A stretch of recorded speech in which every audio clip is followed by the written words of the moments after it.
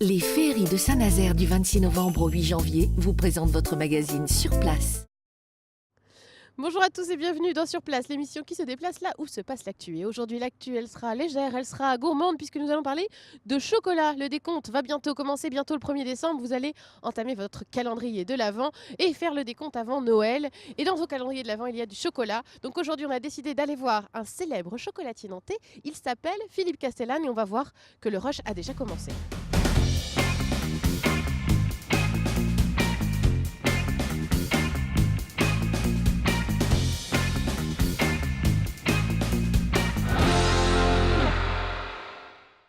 Je suis avec le patron de la maison, Monsieur Castellane. Bonjour. Bonjour Annelise. Et merci de nous accueillir chez vous en ce lundi matin un peu froid. On vient se réchauffer. On a l'optique d'un petit chocolat chaud peut-être à la fin de ce tournage. Oh, même pendant le tournage. Pendant, pourquoi pas. Je pense que je voudrais bien vous voir avec des lèvres bien chocolatées. Ça peut être assez joli. On vient vous voir puisque c'est vrai, on est à l'approche de Noël. Et puis à Noël, c'est le grand moment du chocolat. Et il y a des grands noms du chocolat à Nantes. Évidemment, on connaît aussi la maison de beauté, Vincent Garlet. Il y a Castellane. C'est une maison qui a 30 ans. Quelle est l'histoire de cette maison Castellane en quelques mots? Eh bien, en 82, j'ai créé la maison Castellane, qui effectivement est une appellation de Nantes, puisque c'est Château de Nantes. Le château d'Anne. Ah oui, Castel-Anne, château. Voilà. Donc on s'est identifié à cela et effectivement, on a travaillé tous les produits qui peuvent correspondre autour de Nantes en spécialité et il y en a de nombreuses.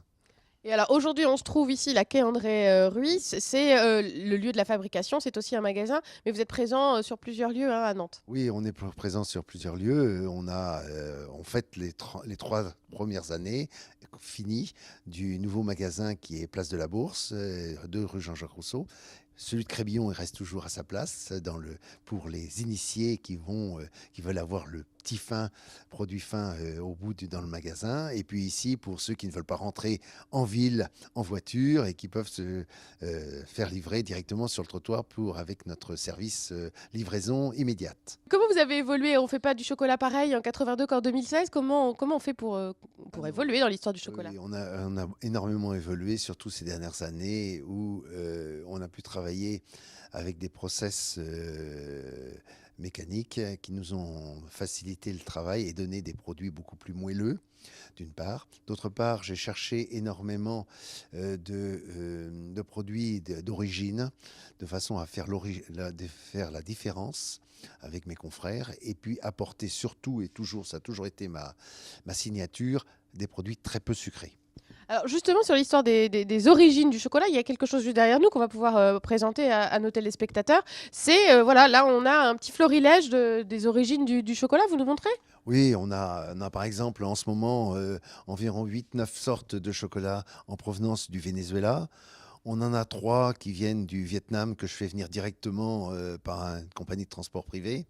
Et puis après, on a tout le reste du monde, de l'Équateur, en passant par le Java, l'Haïti, le Jamaïque qu'on a fait rentrer il n'y a pas longtemps. On a du Pérou, on a du Bolivie en cru rare et sauvage. On a des conchages qui ont 96 heures.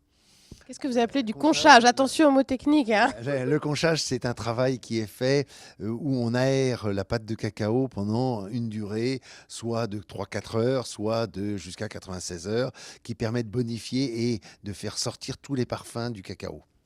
Alors, on a entendu plusieurs origines, hein, Venezuela, Vietnam. Il y a des différences de goût en fonction des origines, justement? Ah oui, par exemple, dans les 8-9 Venezuela, il y a 8-9 goûts totalement différents.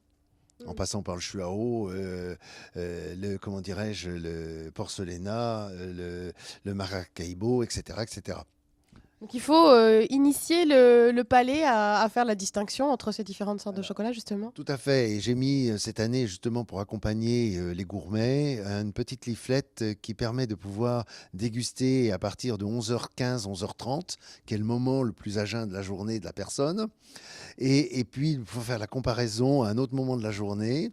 Au dos de la petite feuille, on a tous les noms tous les mots, les adjectifs, les noms et les adverbes pour pouvoir trouver le goût du produit, malgré qu'il soit déjà indiqué sur la tablette.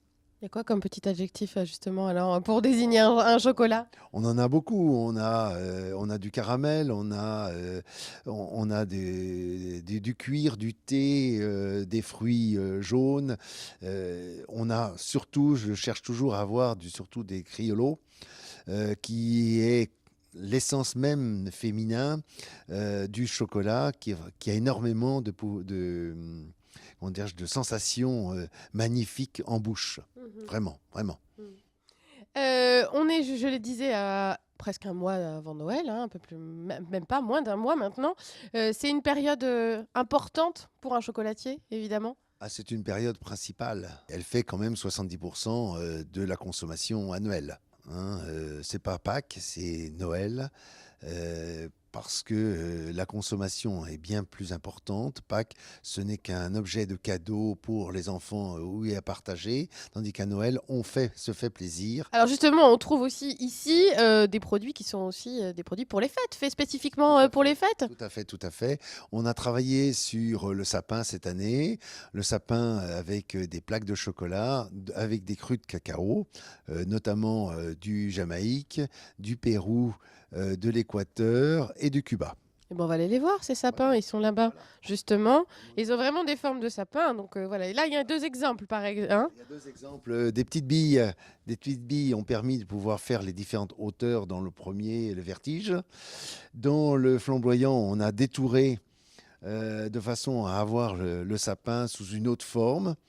Vous êtes un peu artiste, on est obligé d'être artiste quand on est chocolatier. On essaye d'être artiste, mais on essaye de se donner avec tout son sentiment, sa connaissance et faire plaisir et trouver des éléments qui sortent de l'ordinaire. Et le visuel compte pour avoir envie de croquer dedans aussi. Toujours le visuel. Le visuel, c'est d'abord la priorité, mais il faut que le visuel, comment dirais-je, ressemble à ce que le client va pouvoir goûter. Voilà. Faut pas qu'il y ait de décalage entre le visuel et le goût. Tout à fait, tout à fait. On a fait des petits sapins avec des mendiants. On en a fait ici avec, comment dirais-je, une élégance de feuilles et de chocolat avec un assortiment de différents chocolats. Voilà, par exemple. Donc ça sont les coffrets que vous pouvez proposer. Il y a aussi, alors on est dans la thématique de Noël, il y a des boules de Noël, par exemple, en chocolat. Oui, tout à fait, tout à fait. On a sur un quatuor de boules, on en a une qui fait la crèche, l'autre Noël avec les étoiles, le Père Noël qui y est, et puis le Reine pour apporter tous les cadeaux. Voilà, tout le monde est là, tout le monde est présent, vous n'avez oublié personne. Voilà. Et puis, par exemple, aussi dans les traditions de Noël, il y a le calendrier de l'Avent. On est bientôt, là, le 1er décembre, c'est cette semaine. Il va falloir s'y mettre. Il va falloir se dépêcher à prendre les derniers calendriers. Il n'y en a déjà pas beaucoup qui sont partis. Et cette année, on a créé le calendrier spécial Castellane et qui sera reconduit sous une autre forme l'année prochaine, ça c'est sûr. Ça aussi, voilà. C'est un classique. C'est un classique, mais l'identifier à la maison, beaucoup peuvent acheter des calendriers qui sont faits par des cartonniers, tandis que là, j'ai conçu, j'ai créé, je me suis débrouillé à faire des trous dans les boîtes, j'ai trouvé les boîtes, j'ai identifié tous les éléments, c'est du 100% Castellane. Vous êtes donné du mal, en tout cas. Il y a aussi les mendiants là qu'on voit justement derrière nous. Ça aussi, c'est une tradition qui est un petit peu plus sudiste, hein, mais ça reste une tradition de Noël. Oui, les mendiants, c'est toujours le Noël provençal qui est revisité par des chocolatiers avec 7-8 fruits qui sont mis sur les tablettes de chocolat ou dans les petites pastilles de chocolat qu'on appelle mendiants individuels. On a parlé de chocolat chaud tout à l'heure, on s'y trouve aussi là, juste devant les chocolats chauds, justement. On peut en dire un petit mot, le hasard comme par hasard. Le chocolat chaud, oui, je suis le seul, notamment en France, à faire les chocolats chauds d'origine, avec du chocolat, par exemple, du Vietnam, du Madagascar avec l'île de Nocibé, du Cuba, et on a un petit, malheureusement ces jours-ci, un petit œil pour Monsieur Castro, qui vient de décéder, et puis la Jamaïque, qu'on vient de rentrer également, qui est un thème aujourd'hui, pour cette année, c'est la Jamaïque. On a fait des truffes sous l'œil de la Jamaïque, avec des couleurs du drapeau, et voilà. Le fameux vert, jaune, rouge aussi. On a parlé donc du fait qu'il fallait se réinventer au niveau de la forme, au niveau des produits, et puis aussi au niveau des goûts. Alors, parce qu'on va dire un mot, ici, on a du chocolat avec des associations pour le moins originales. Eh oui, je me suis rappelé un peu mes premières années de cuisine dans la région lyonnaise et on faisait en cuisine un barbu au morilles. Et donc, l'année dernière, j'avais fait un fromage persillé que tout le monde connaît et du foie gras avec du chocolat. Et cette année, j'ai été un peu plus original. J'ai été chercher la truffe. J'ai été chercher la morille qui va très bien avec le chocolat. Je me suis aperçu lundi dernier quand je l'ai mis au point. Et puis, tant qu'à faire, j'ai été faire. Vous avez presque crié Eureka non, quand vous avez réussi l'assemblage. Oui. Surtout que je l'ai fait avec du vinaigre de Modène également, avec des pâtes à tartiner. On ne corrompt pas le chocolat en le mélangeant avec du vinaigre ou du foie gras. Le chocolat reste toujours un support principal. Et vient juste en fin de bouche, juste une petite pointe d'acidité ou un bon élément de truffe ou de morille ou de foie gras où c'est beaucoup plus difficile à trouver parce que le foie gras, quand on ne met pas d'arôme complémentaire, et ce qui est le cas, c'est beaucoup plus difficile à trouver l'arôme même d'un foie de canard qui est plus parfumé. Tandis que la pâte persillée, je ne peux pas donner le nom de la marque, mais là on le retrouve facilement. Et ça, on peut le mettre directement sur un plateau de fromage. Mais ça s'associe très bien avec des poissons, des viandes, des légumes, de l'endive, puisque c'est la saison, il n'y a pas de problème. Voilà, ça donne des idées aussi pour les tables, pour les fêtes, pour des idées de recettes. Merci beaucoup Philippe Castellane pour cette petite visite. On va peut-être aller goûter 2-3 trucs quand même. Éventuellement. Merci. On prend un petit chocolat chaud. Allez, on y va.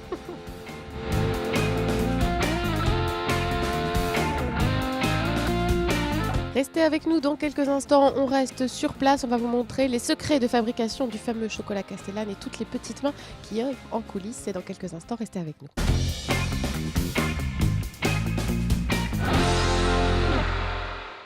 Les féeries de Saint-Nazaire, toute la magie de Noël à Saint-Nazaire du 26 novembre au 8 janvier.